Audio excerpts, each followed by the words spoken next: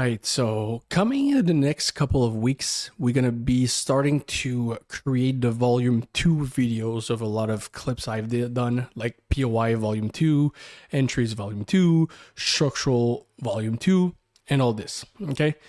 But since we already started trading in our journey, I think that I need to point a little bit more importance about the adaptation of the market. What I mean by adaptation is how to adapt to the market live. Okay.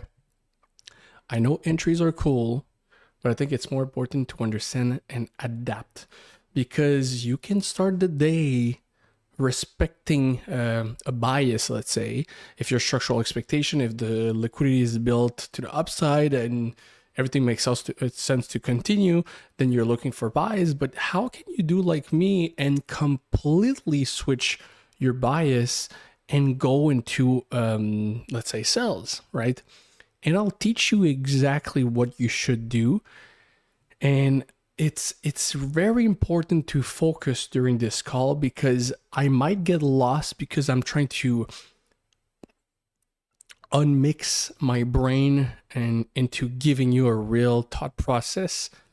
But some of those things, I just do them by reflex. Like it's just second nature at this point. So it's very, very hard to explain, and I'll do my best, I promise. Okay. Today, NASDAQ, and I'm sorry, I'm talking a lot about NASDAQ, and I'm not doing this on purpose. It's just the pair has been really great for me. But this is a perfect example of adaptation. How to adapt to live market. How to adapt to the market. Okay? So, let's erase everything. I already have no more drawings. I might be the only trader in the world that actually erases his drawing every single day. Ever since I had that issue with TradingView that I wasn't able to open, I had to contact the support. No more. I don't need to flex those markups anymore. I like having a blend clean chart. Okay. And I would recommend you to do it also. Having multiple layouts. I don't know why this one is on intentions. Usually it's FX2. Oops, that's 100. There you go. All right. Now, if we remove the drawings and we go, let's go in H1. Okay. There's some students that really enjoy when I go to higher time frame, and I'll do my best to try to go a little bit more in a higher time frame. Now, when it comes down to structural expectation, you need how I use it basically is how I use it basically is when I have a structural expectation compass, it's only and purely to basically give me an idea of the next day. Okay, so I think that in M15 it's better. As you can see, right? Structural expectation were bearish, very, very clearly. And as you can see here, price makes this low and makes this high. But this, remember, this is internal structure because really this one made this low, right? It's completely irrelevant to just mark this one. You can, but I mean, personally, I would just see this high as being the most important one because look, you can see this, okay? Now, there's a big dilemma when it comes down to structural shift, and you guys know it. When it comes to structural expectation and intraday PA, it's two different things. We're used to having, example, buy side liquidity, being induced, creating that FBOS, and that's it, right? But when it comes down to higher time frame, not every switches are actually a trap. Sometimes they can just switch the trend and you need to accept the fact that the price action has switched bias, okay? Not every structural shift are traps. Let me just repeat that, and probably you can get yourself a tattoo and tattoo this on your forearm. Not every structural shift are traps. and they're not always enticing buyers or sellers. So when it comes down to this switch, when I started the day on NQ, I saw this new high. So for me, the first reflex is when I wake up, I'll show you what I saw, is we have switched the trend. Like even if this is a FBOSS, this would be the IFBOSS because it failed to make a new low. So, but this is higher time frame. It doesn't mean that just because we have a IFBOSS here, like let's call it higher time frame IFBOSS, because there's speed and momentum, it doesn't mean that the trap will be engineered today and it will melt to today, and from which we have this false breakout structure. It doesn't mean that the price will completely melt from there. So that's why I don't like identifying false breakout structure in a higher time frame. My goal is just to identify a structural shift. So if price closes above the previous high structure, right, fails to make a new low, so this becomes internal structure. For me, it's irrelevant to put this crap here because it's completely stupid. It's the same leg. This fails to make a new low. This becomes internal structure. Now there's a structural shift, right? It has closed above this one. So of course, the expectational order flow would be to continue higher. And we'll notice that it hasn't done this afterwards. And we'll talk about it, how this internal structure here has been broken to the downside. But this, when I wake up in the morning and I go in M5, let's say I wake up around 7 a.m. Sorry, I'm just moving the mic. 7 a.m. my time. So that would be this time. Here we go. When I wake up like this and I see price like this, of course, this for me, clearly on the intraday, price is bullish, right? It has failed to make a new low, a new high, and it's completely normal. It's okay. So we could potentially see some downwards price action, potentially closing below here. We'll look into this afterwards. But it's just to show you that we have an idea based on this structural shift.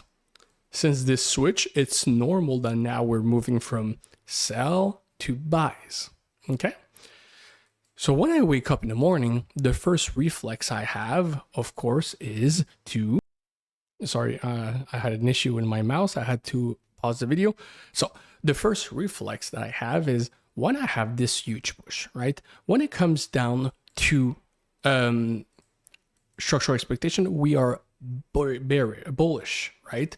And we now have this, as you can see, speed and momentum false breakout structure, more so internal false breakout structure, because this has failed to make a new high, right? You can see it. Let's identify it pretty clearly. Boom, boom, boom, fails to make a new high, inducing low to continue, okay?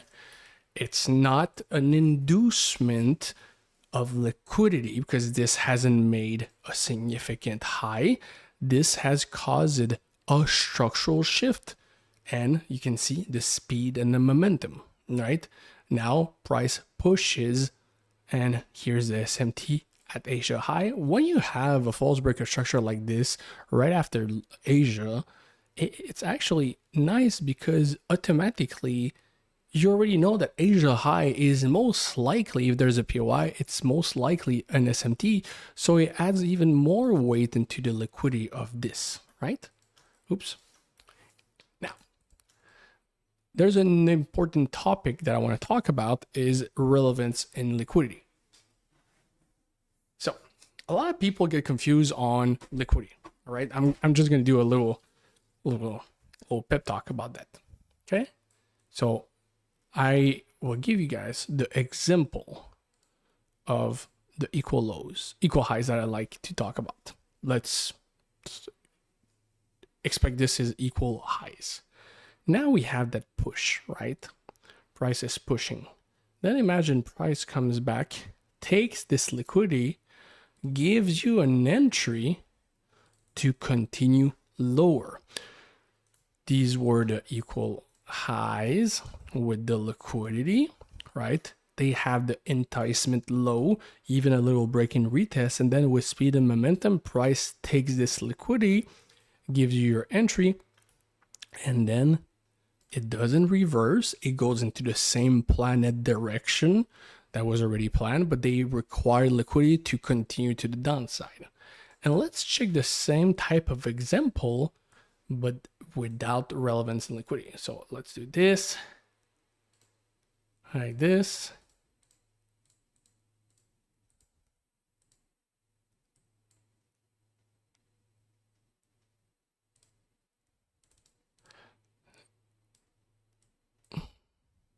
Here we go. So you have your equal highs, right? No enticement to the downside, as you can see, like completely shitty price action, right? And you have your stop loss here, and they take the liquidity, but they just continue on the opposite direction instead of going into the same direction. And this is the difference between irrelevant, it's still liquidity, irrelevant, and relevant. Both of them provided that reaction here, right, from this inducement, but this one caused the reversal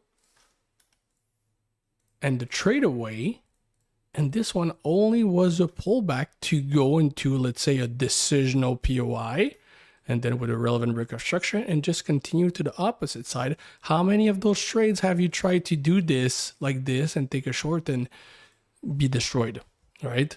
Multiple times. I already know it. Don't lie to me. Now, when it comes down to identifying relevant liquidity, you need to ask yourself multiple questions. Now you see there's a false breaker structure, internal false breaker structure of a relevant structural point, right? But now it's not because it's against the structural expectation that this becomes really a juicy liquidity, right? Look when they created this false breaker structure, Asia. Other than that, we don't have any other liquidity, right? So most likely, if you want to take this trade and you see this Asia high, right, with this SMT, and you see the inducement, then you go on lower time frame, you expect a kind of an entry. There's no relevant breaker structure, no internal breaker structure, not even equal highs, equal lows. There's nothing, and you try to take this thing and get smoked. Most likely, you're taking a stupid trade, first of all, because you have no entry confirmation, and second of all, the liquidity here is irrelevant. To spot relevant liquidity, you would like to have at least like a significant reaction to at least break this low, and also have more than just this little Asia high SMT that has been engineered because of this false breaker structure in the middle of Asia. Okay, that's it. That's just really important to understand that irrelevant doesn't only come because they give you an enticement. Timing is important. Structure is important. Reaction, right? Most likely when there's relevant liquidity, there is a reaction. So this is a perfect example. Price just continues higher, right? Comes back into potentially taking this break and retest zone here to continue higher. This will be the break and retest counter confluence will be discussed in potentially entry volume 2. Okay. So what's the first reflex that we have now that we're inducing Asia high? We have significant breakout traders. Now we have this point here. Okay. Pretty straightforward. It's not the first structural push, different because we're respecting the structural integrity of the expectation, right? So a lot of people would see, we have this and this, and this would be the first break. Now this here would be the first break. This is an internal break. This is a relevant one, but even though they're just respecting the buy side, okay? So as you can see, you marking up liquidity in Asia here, and you see that price doesn't react. Do you sincerely think that there's relevant liquidity here, or even irrelevant? Like, look at the reaction. There's nothing. So don't waste your time. Clean that shit. Okay. Perfect. Price continues higher. Now let's check if we have induced something to the left, right? Let's go to the left. Okay. We have kind of this point. Okay. Let's draw a line and see if this point gets touched. Perfect. What has this point done? Right? We have structural expectation on the downside. We have here SMC traders, breakout traders, right? Has made a significant push. Not really. So other than being a regular structure here, and we'll even mark this one in case it gets touched, that potentially has some remaining liquidity left, I don't see anything else other than these 2 points. And remember, if you were in this trade, the reverse technique, the RTP would be either this point or this point. Okay, so we just have to see which one gets touched first. This one gets touched perfectly. Now let's go back here and check if there's anything else that we would expect to be touched. This is not really, like even this one, this would be only the SMC here that would account this as liquidity, not even breakout, right? Because it hasn't made a significant low and I don't really like it. But maybe we can pull by the hair that there's some break and retest here, but it doesn't matter. Our goal is not to identify who's here, is we have a logical structural point. We just expect for a reversal or a reaction, mostly. Sorry, I said a reversal, but that's not what you should expect. It's just wait for a reaction. Now, as you can see, I was asleep. I didn't saw that. Okay, so there's reaction of this liquidity. Let's go on M1. All right, what do we have? Let's see if we have a valid POI. We have a zone that would become an inducement POI. Let's mark it. Okay, inducement POI with this little imbalance. So what I would do is put an alert around here. Okay, now price reacts, and this is where it's really important. Let me repeat myself. This is important. When you have an inducement and you have a retest of a POI without a relevant breaker structure, you need to check if you have any type of break and retest. The counter confluence break and retest that I told you, this is important. Okay, do we have any? No. What's going on here? God, have you seen this glitch? What's this? So there's no break and retest here. So most likely, this is not a counter confluence to dodge this trade. So you would go on M1, you would check, you see a reaction, perfect. Okay, price go in, let's go on M5. There's a good reaction again. Could we go get a better risk to reward? Are we filling this bad boy? Let's go refine this. Okay. I think that if we would see the size of this, maybe.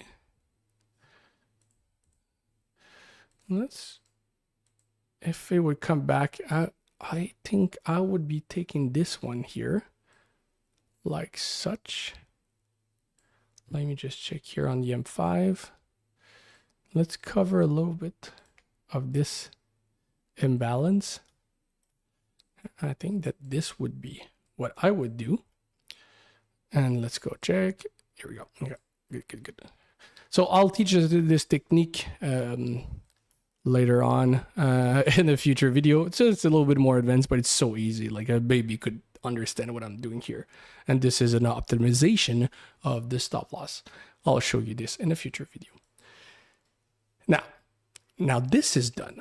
Our goal is to target relevant liquidity.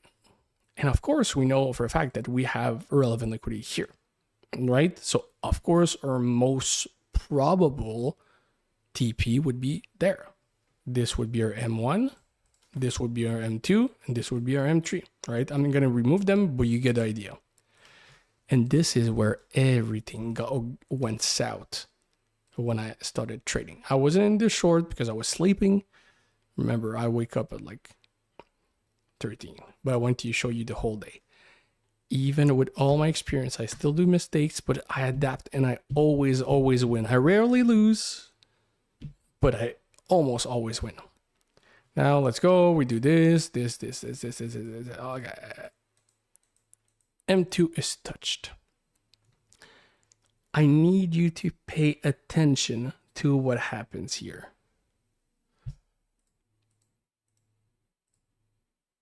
You see it.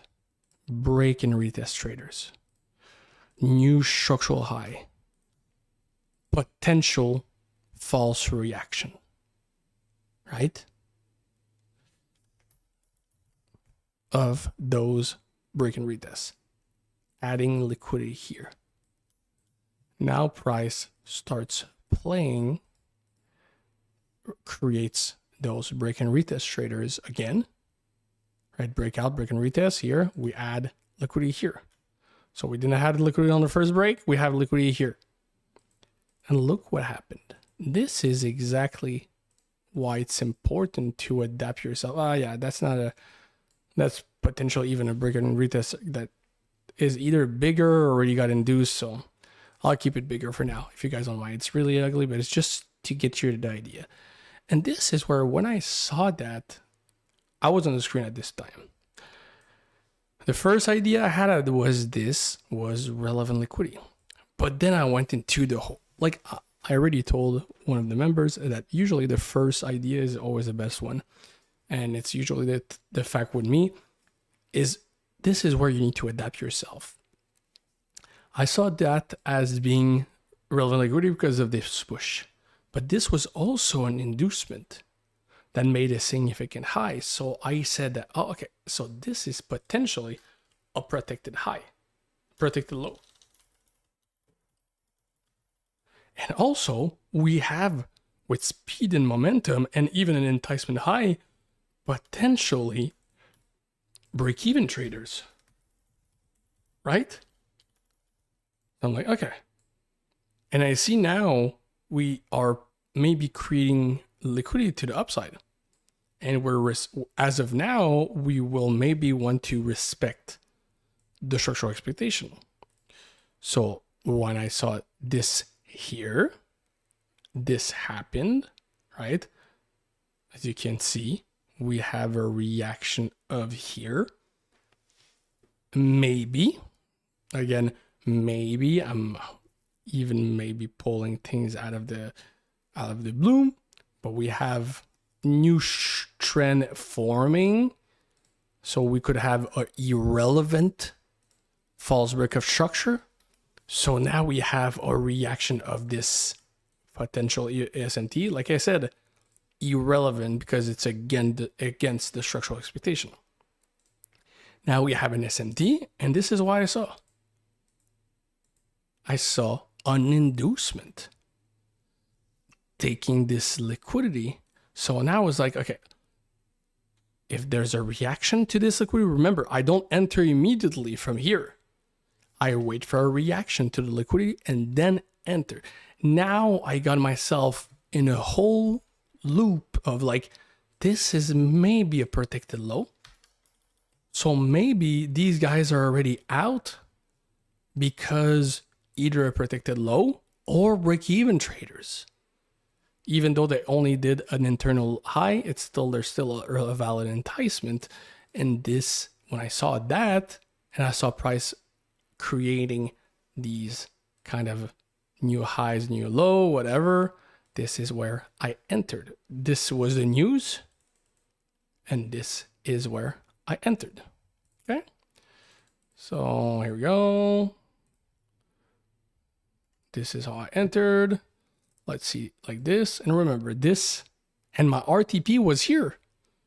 And you see how I adapted myself to the new evidence because of that false reaction, SMT, engineered liquidity, inducement. I'm trying to take the pullback, right? I was expecting at least this to be taken. So mostly my volume would be out here, okay? Very important. Very, very important to understand that. I took here 25%. Price start playing. It was very good. I took another 25%, I think, around here. And look what happened. It went into filling the imbalance. I tried to justify this POI. It was very hard. The only way I was able to do it is with the M15, right? So if I do it here, 1, 2, 3, M15, 5 times 3, 15. I hope everybody knows that. All right, let me just take a sip of tea. Still too hot. All right. And then I got beat for the 50% remaining. Then I saw a whole other story. Because now I had to erase that potential predicted low idea. Maybe we had these breakout traders break even, but look at these guys. They were all entered.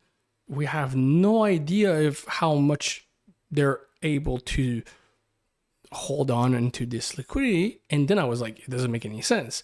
If these guys are broken even, these guys would be complete fuckheads, sorry my language, to keep their position open after such drawdown.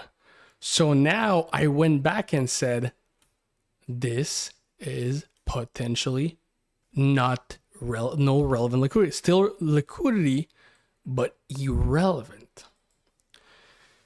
And I was in the middle of the call when this happened, so my thought process has evolved post-call also, but let's continue. If we're now trading away from potential liquidity that has been taken, let's be honest, like the new price action that it has printed is, not gonna lie, it's now printing downwards price action. Let me remove this if you don't mind. Like after 2-3 structure to the downside, and this is the only liquidity that has been taken, most likely price will just continue. So now I was looking for shorts, right? So I waited. I missed this opportunity. So I was waiting until it comes back here. See how my idea has switched. So let me just put this. Here we go. Okay. My idea has switched. Now it was ignoring the overall come back onto the decisional POI. And now I saw price closing. Oh, what have I done? I saw price closing into this imbalance that I said potentially protected high, but it's also a POI that is in Asia low. So now this is where we identified this as being an SMT because the trade away was this side, right? This has not induced nothing. It just enticed. Big difference between an inducement POI, okay, and an enticement POI. This has enticed them to enter. And this will be discussed in volume 2, POI volume 2. This has taken liquidity, okay? Big difference. So this hasn't taken any liquidity. It's just respecting the structural expectation. So now I saw a reaction from this significant reaction. So this was now my false reaction. And I was like, well, let's wait until price action develops and I'm just going to target the low here because my idea to short has been changed completely. And I just waited until price came back into that POI and boom, boom, boom. Here we go. This one, lovely. This one was a really Nice little trade. Wasn't too big of a risk reward. It was a 126, but it went pretty fast. Speed and momentum now. Reaction, release of the elastic band of a Gelot. I was with Tim's on that call. He decided to look for buys, and those buys make total sense, right? Because there's that liquidity here, here, and this is exactly what I'm telling you when it comes down to adapting. So let's wait until price action develops, and I'll show you exactly the trade. So it was this one, right? Inducement POI. This is the trade he took, right? Whatever, something like that. And he was targeting this high. And it makes total sense. And this is where you can never confirm what the price will do. You will just know for a fact that there's an entry here, right? I don't know if he hit the stop loss or a B, sorry. I think he did. And look at the reaction. Price waited forever to react, but always respected that inducement POI. We don't care how long it took, how long it mitigated. It respected the inducement POI and made a new internal high. This one here. Okay? Very important. You see what happens. This liquidity wasn't properly identified. See? If you go on M5, it wasn't properly identified, even though it was a shit structure. But do you see what actually happens now? Look at this.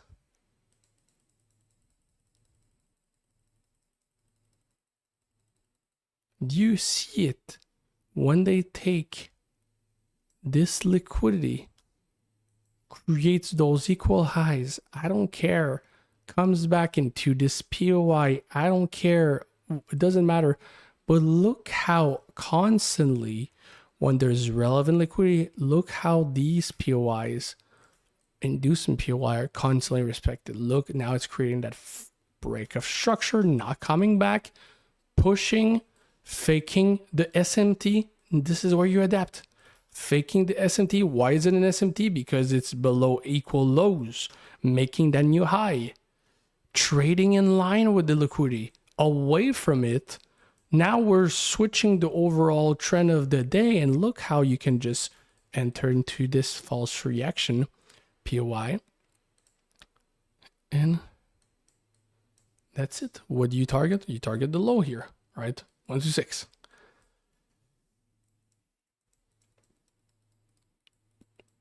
And look how price will just continue into the same direction. You cannot confirm that this has relevant or irrelevant liquidity until you have the reaction. And if you in buys here and you target this is a proper target. And I told him it was okay. It was good actually, because it respects the structural expectation. It trades away from this liquidity. And it makes total sense. But price continued lower. And this is where it goes to the first idea of the day. If we go back to M15, we had that structural shift.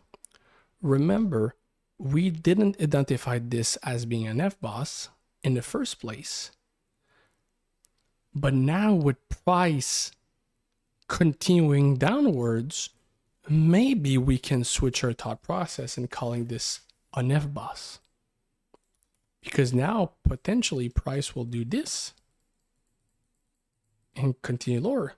Or even maybe, even if it does that structural shift and it continues higher, remember the structural expectation here.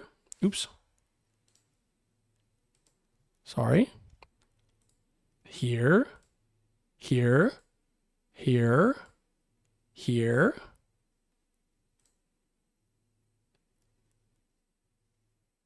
This is the internal one, so I'll do this. You go. This one here. You see how this one, you cannot know until where it will continue. As long as it protects this point here, it's all good. And this is what's hard with structural expectation is if you're in the pullback to continue higher, you don't know where this pullback will stop. And this is why you need to adapt yourself. When I saw this high failing, this high pushing again, this buy was most likely a pullback. And even if you thought it wasn't pullback or it was one, you could target the high, let's say. This is why the partials come in place, because you don't know the outcome. And I think a lot of people think that the outcome, we all know them, but it's not the case. So let's try to recap. I'll remove Tim's sell. And here we go. Okay. I took this trade. I took this trade. I took this trade. These are very low trades in terms of RR, very shitty, but very swift, very easy. And I had an idea to buy. And do you see how I just adapted myself? When I see this huge candle closing below, there's no liquidity here, right? There's no stop losses here. So why would I try to buy? Switch your bias. Understand that this is a push that led to the new high. This has maybe significant liquidity based on the downwards price action. So maybe this is an SMT because it's against the trade away. Even though when I woke up, I thought that this was a protected high. Do you notice the difference? Do you see the subtlety between both of them, that I'm able to not marry my bias and update my thought process just with the new evidence I had? And when you see this, it's messy, but it makes total sense. Basically, every single push to the upside are pullbacks that you can potentially take a short. And this is the most beautiful trade of the day, but there's no entry confirmation, because for me, even though this point kind of comes back into that zone, right? On the left, it hasn't reacted to nothing. If it would have went into this point here, I would have taken the short.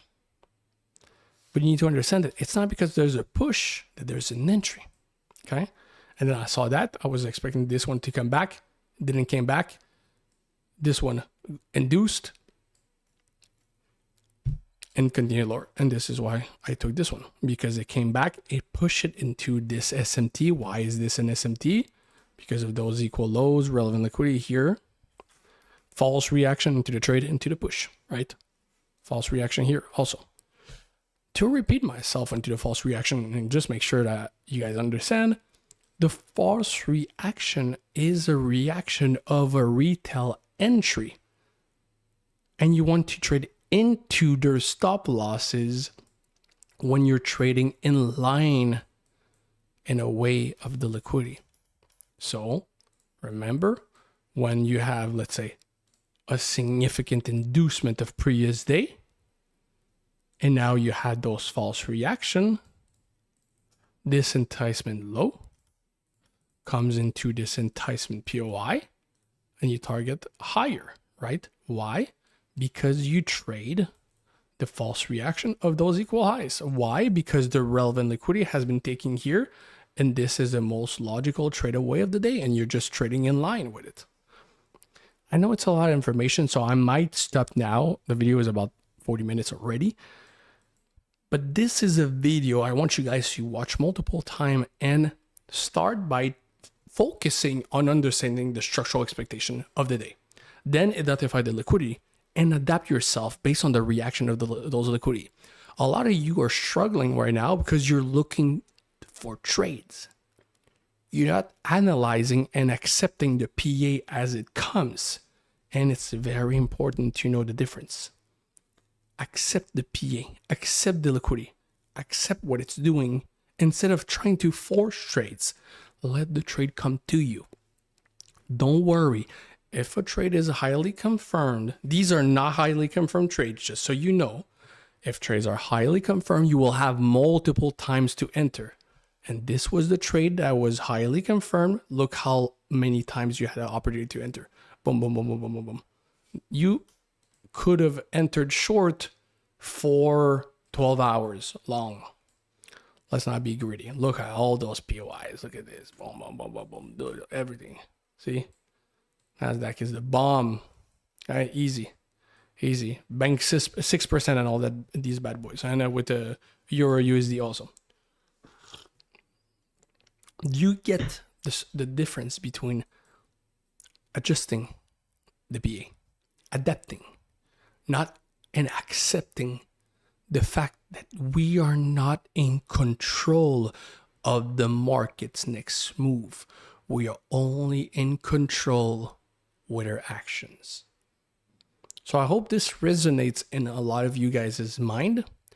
Starting next week, I will start volume 2 of a lot of the subject we discuss. I have plenty of other entry approaches, entry methods, entry style to show you that I have developed over the years.